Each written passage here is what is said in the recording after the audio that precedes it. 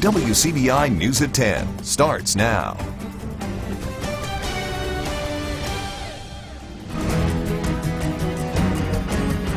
Two people are lucky to be alive tonight after a plane crashes at the Monroe County Airport. Thanks for staying up late with us tonight. The plane crashed just before 6 o'clock this evening when it missed the runway and slid into a ditch. Monroe County Emergency Management Director Donna Sanderson says 2 men were on board when it went down. Sanderson says the plane was landing to refuel when something went wrong and the plane crashed. Sanderson says that the plane was coming from Hamilton, Alabama. The passenger of that aircraft was unconscious when first responders first got to the scene, but he did eventually come to. Sheriff Cecil Cantrell says it's a miracle both men survived. Very lucky. I mean, the way the plane landed and as far as it came over here and went in this big ditch, they're very, very lucky. Yeah. The FAA is expected to arrive tomorrow to begin their investigation into what caused that plane to go down. The 2019 legislative session is complete, but 2 lines in a bill held lawmakers a day later than planned. Courtney Ann Jackson explains.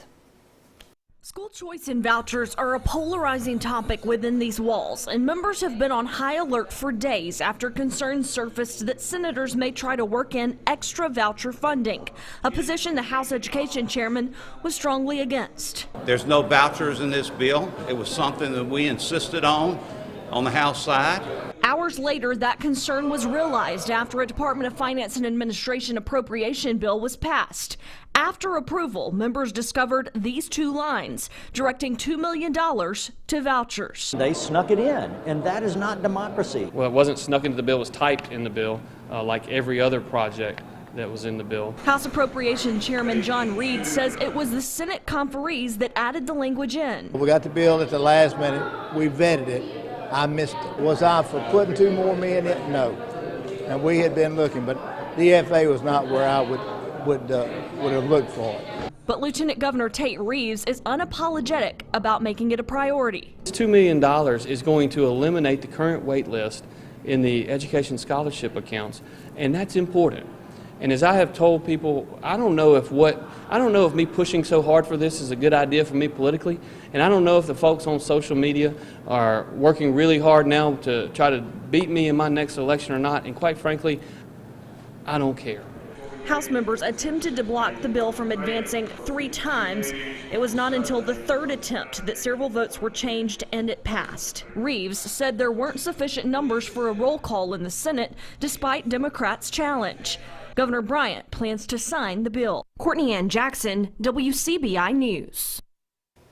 Some of the pet projects in that bill are here in Northeast Mississippi. $500,000 is allocated for the Terry Brown Amphitheater in Columbus. That's well short of the amount needed to complete the job. A bill that would have added an additional 1% tax on Columbus restaurant bills for the amphitheater died in legislature. The Tupelo Symphony will also get $50 grand in the bill. Money will go to create foundation for renovations to First Christian Church in Amory. Elections for county races in the Magnolia State are just around the corner. Tonight, residents in Lowndes County, they're hearing from some of the candidates. Nearly 24 candidates came out during a political forum in Caledonia. Candidates running for sheriff, chancery clerk, supervisor, and others took questions and laid out their blueprints for voters. Lowndes County resident Walter Shin was in charge of putting tonight's forum. He says tonight's forum helps residents narrow down who they want to vote for. I'm tired of the city and county not being able to work together. They can work together. You just got to get the right people in office to work. When you're in office so long and you settle in and you're in your ways and you can't change, well then we don't need you there. We need people that are going to be able to change with time as it goes and talk to the people. Get out here and talk to them. If you're looking ahead, go ahead and mark your calendars. The date for primary elections this year is set for August 6th, and the general election will take place on November 5th. Time now to toss things over to Chief Meteorologist Keith Gibson to get a first look at our Friday night forecast. Hey there, Keith. It is late on our Friday night, but all quiet here. Temperatures in the upper 50s, low 60s here. In Columbus over the next 24 hours, mid to upper 50s for lows tonight. We're looking at some mid to upper 70s tomorrow, so a warm start to our weekend on Saturday. Rain and storms to our north, even some snow out there in the high plains. We will have a cold front come on through tomorrow afternoon and evening. Right along it, we'll have a chance for some showers and storms, perhaps a few gusty storms. Isolated strong to severe storm can be ruled out, but overall the severe weather threat set up tomorrow less than desirable. Having said that, we do have a risk for a little bit of rain, primarily during the second half of the day. A little bit of cloud cover in the morning, yes, maybe a stray shower, but more action as the afternoon goes on. Highs in the 70s. I'm back with your 70 forecast in just a few minutes. For 29 years, it's been a part of the Columbus pilgrimage. Tonight marked the start of this year's edition of the Mississippi School for Mathematics and Science Tales from the Crypt in Columbus's Friendship Cemetery. Our Cash Matlock, he stopped by tonight's performance. He's back in our studio with more. Hey, Cash. Well, that's right, Scott. Every year, students select people from Columbus's past. They research their lives and then share that with pilgrimage visitors. They say it's one of the most unique projects they've ever had to work on. Dozens of people made their way to the Friendship Cemetery in Columbus Friday night to experience the annual Mississippi School of Mathematics and Sciences Tales from the Crypt. I think it's a fantastic idea to have younger people investigate the lives of the people that have lived in this town. And the performance is the final result of months of work for the MS students. In the fall semester, they do primary document research and develop their writing skills and research skills. We want them to get that out of the project. Then in the springtime, we turn it into performance. So every student here is developing the skills of performance and public speaking, and also we think our students are learning a lot about community service. It's one of the most unique classes we're ever going to take, just because there aren't very many things that rely both on researching, writing, and performing all in one. But the students aren't the only ones learning a lesson about history. I really hope they take away that history isn't dead. I mean, we're in a graveyard, but everything that these people went through, even as long ago as it was, it's still kind of happening. People can hopefully learn about history and maybe teach something moral about what people of the time might have went through. Those in attendance say they hope other communities and schools will adopt similar projects. I think they'll find out how lives were lived differently, and I think they will pick up some things from that will be helpful for them. People have stories that are worth being told, and I think they'll value people more as a result of that experience. The students will have more performances on this coming Monday, Wednesday, and Friday nights at 7 p.m. Clouds rolling on into the wildlife refuge there, the Noxubee Refuge earlier on a Friday evening. Thanks a lot to Marilyn for that great photo right there. In Tupelo tonight, mid to upper 50s. Tomorrow, we're back into the 70s. Still that rain chance. Cooler though on Sunday. Details on that are next.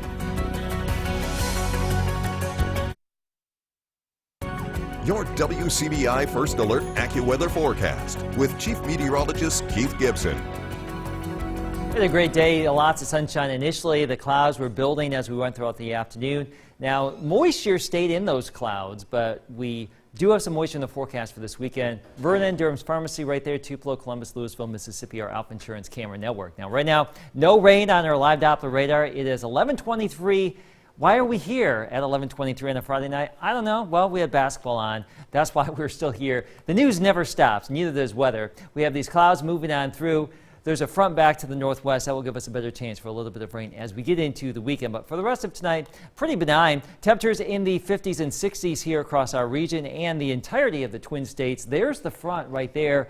There's a big cluster of rain and storms in Missouri, snow in western Kansas. Pretty active up there. Probably not quite as active around here. A lot of clouds during the morning into the early to mid-afternoon hours. 67 at 10, 73 at 1. Can't rule out a stray shower early. Better rain chances, though, by the late afternoon into the evening as this front moves on through. Out ahead of it, you saw those 70s. Behind it, we are looking at highs on Sunday only in the 50s with a cool northerly breeze at about 10 to 20. So a much cooler feel to the day on Sunday versus what we will have on Saturday. But clouds will fill back in for tomorrow morning. And as I mentioned, there may be a few spotty showers or sprinkles around with that cloud cover for the first chunk of the day. As we get into the late afternoon and early evening, right along that front, there's going to be likely a narrow little band of showers and storms. Now, we can't rule out an isolated strong storm with damaging wind, perhaps a little bit of hail, but in general, this is not going to be a big player in the big grand scheme of severe weather in the deep south. But you can see by 9 or 10 o'clock, most of that begins to shift off towards southeast. will clear things out for your Sunday. Northerly breezes, hence the cooler temperatures, but we will see more sunshine. Rain potential here, 1/4 of an inch to maybe 3/4 of an inch with that frontal boundary on Saturday. Highs out ahead of the front, though. 75 in Tupelo, 76 for you in Calhoun City. A shot at the upper 70s to around 80 the farther south you travel in our area tomorrow. West Alabama as well, mid to upper 70s. Here's your AccuWeather 70 forecast, and as we keep talking about cooler Sunday, 58 down into the 30s Sunday night, Monday morning, so there's a frost or freeze threat. And still some upper 30s possible Monday night, Tuesday morning. Early next week, pretty nice, seasonably cool. By Wednesday, we're back into the 70s, staying in the 70s Thursday and Friday, but those rain chances return, showers and storms possible. Area University could soon be a building or see a building boom. We find out more about construction plans when we come back.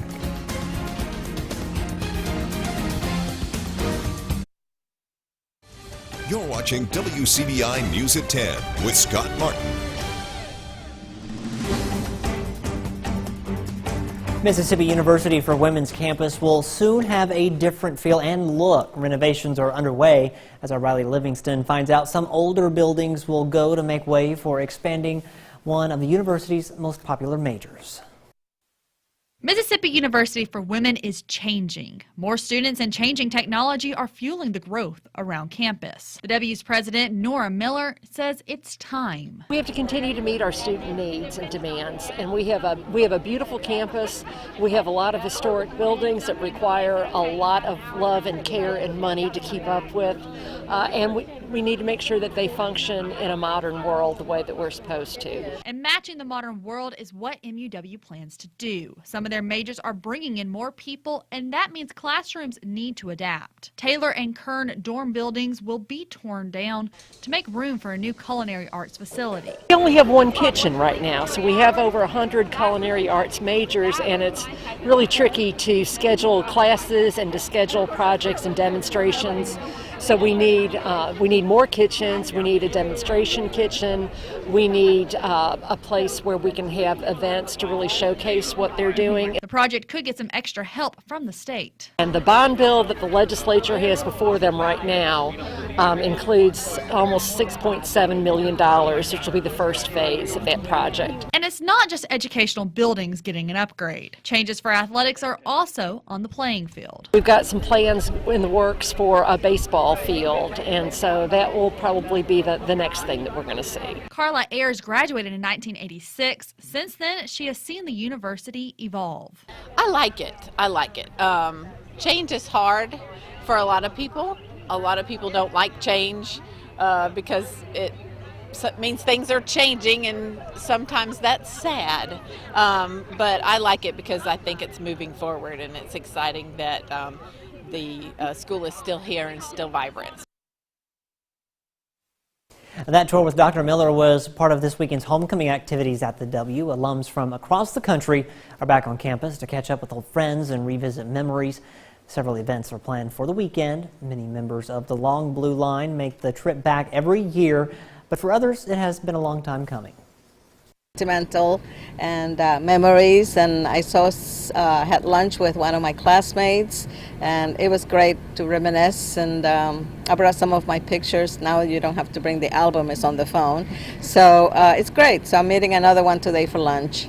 So it's a great experience, and I wish I could have come. I mean, this is like from 1961 that I came here. It's like almost 58 years. The celebration wraps up Sunday.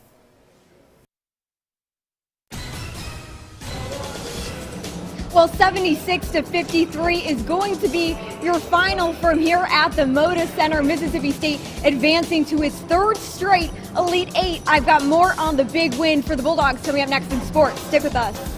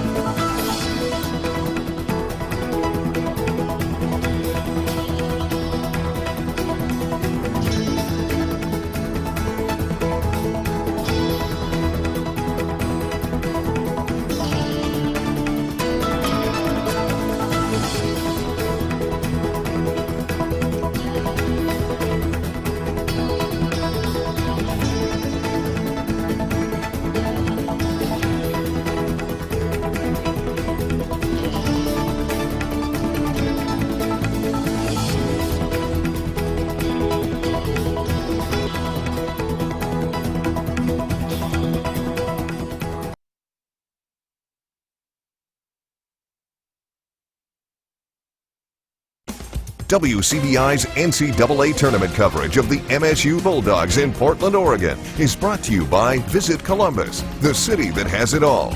Monroe County Farm Bureau, Columbus Orthopedic Clinic and Outpatient Center, Aberdeen RV, family owned, family focused, and Bank First, a better way to bank.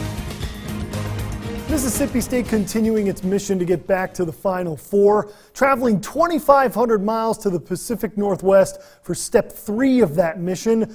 The Bulldogs get it done in style.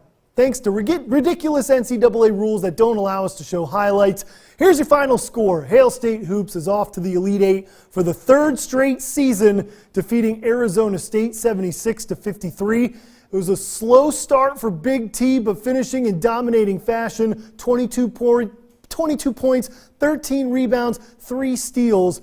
She also broke some NCAA records in this one as well. And luckily for us, WCBI Sports' Courtney Robb was in Portland to watch Big T and the Bulldogs dominate the Sun Devils. Courtney, the second half was the difference again. What did you see change the game for the Bulldogs? Yeah, Tom, well, first I just want to say it certainly was not a bad first half for the Bulldogs by any means. They started things off with a 9-0 run against Arizona State, not to mention that they held them to no points for about 3 minutes there in that first half. Andrea Espinoza-Hunter shooting 12 points to lead the way for Mississippi State in that first half as well. But if you want to know what went right for Mississippi State in the second half, then I would have to point things to Tiara McCowan. She only had 2 points going into the break, but she would come out and tack on 20 more points in that second half, not to mention the amount of rebounds she had as well. And Jordan Danbury saying if there's one thing that this Bulldog team does well, it's going to be their second half comeback. We're known for our second half and finishing the game strong and going that extra length of time, you know, not really getting tired towards the fourth quarter, but we just, you know, changed our game plan. They had a lot of juice, we had a lot of juice, and we just started to execute more. Usually T and Lash just do most of the scoring, but, you know, in the first half they really focused on them, and I was really just taking what the offense gave me and helping kind of alleviate the pressure from them, because in the second half, Tiara just went up. At the beginning, you know, it's very physical. By the end of the game, you know, I've been wearing on the opposing team for 20 minutes, so I mean, your strength goes sometimes, and I just start scoring after that. Now Mississippi State will advance to their 3rd straight Elite Eight, and the stage for that game on Sunday has yet to be set. The Mississippi State Bulldogs will be facing off against either South Dakota State or Oregon. That game's still going on right now, so we'll have to wait and see who Mississippi State will be playing in an early game on Sunday. Also, something of note, Vic Schaefer not taking his jacket off for the entire game tonight. I talked to Tiara McCowan about that, and she said that he just had so much trust in his seniors that he knew that they would finish out that game the way that he wanted them to. That's going to do it for me. Courtney Robb in Portland, Oregon. Tom, I'll send it back to you in Columbus. Thank you, Courtney. Fantastic job, as always, headlining our coverage in Portland. Here's a look at that game Courtney just mentioned. Oregon up 31-22 at halftime over South Dakota State. Again, the winner of that will face Mississippi State in the Elite Eight. That game set for a 1 p.m. Central Time tip-off on Sunday. If you're up hanging out watching some women's basketball, this is the game to watch. We'll see who Mississippi State will meet for a trip to Tampa for the Final Four. To college baseball, LSU ties up the series with a big win over Mississippi State, 10-5. Tigers making JT Ginn appear human for the first time this year. The freshman picking up his first loss of his career. The rubber match being moved up Saturday due to the possibility of storms. A 1 p.m. first pitch in Starkville coming up tomorrow. Ole Miss falls on the road against 8th-ranked Arkansas. Rebels fell behind 5-0, ran out of time for the rally, just not enough left. Rebels fall to 3-4 in SEC play. Game 2 of the series at 3 p.m. in Fayetteville. 17 Ole Miss Rebels shining in front of scouts from all 32 NFL teams for its Pro Day today. All eyes on the NWO. Wide receivers A.J. Brown, DK Metcalf, and DeMarcus Lodge getting the most attention.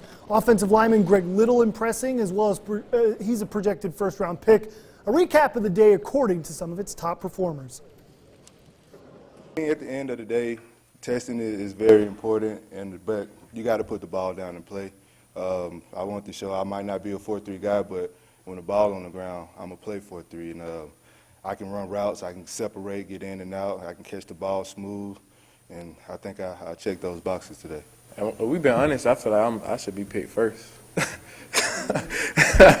But I can't control none of that. I just control what I can control. You know, I put everything out there. And, of course, I feel like I'm a first-round receiver. That my dad's like a cheat code because, you know, he's been through all of this. So he tells me stuff every day. He gives me tips, what I need to do, what I don't need to do. So it's always good to have him around. I've been doubted like my whole life, and I just love going out there and competing and proving people wrong and showing them that I can stick around with the big guys. And I think I will always have that chip on my shoulder. I just like watching film on a lot of guys that have been successful. I watched old tape of Jason Witten, a lot of tape on George Kittle from this last year. He had a great year. Zach Ertz, I think he set the tight end reception record. Just a lot of guys that have shown that they can do anything at the highest level, just kind of take bits and pieces from everybody. That's it for sports. Weather is next. Warm tomorrow. We're well into the 70s, some late day storms. That front sweeps on through. Cooler Sunday. Well, we'll make it. Frost threat possible Monday morning. Chilly start the next week. But you know what? There's your forecast. That's what I'm saying. I'm about to say, peace out, Girl Scouts. There we go. The weekend is here, right? Finally, for us. All right, have a good one, y'all. We'll see you next week.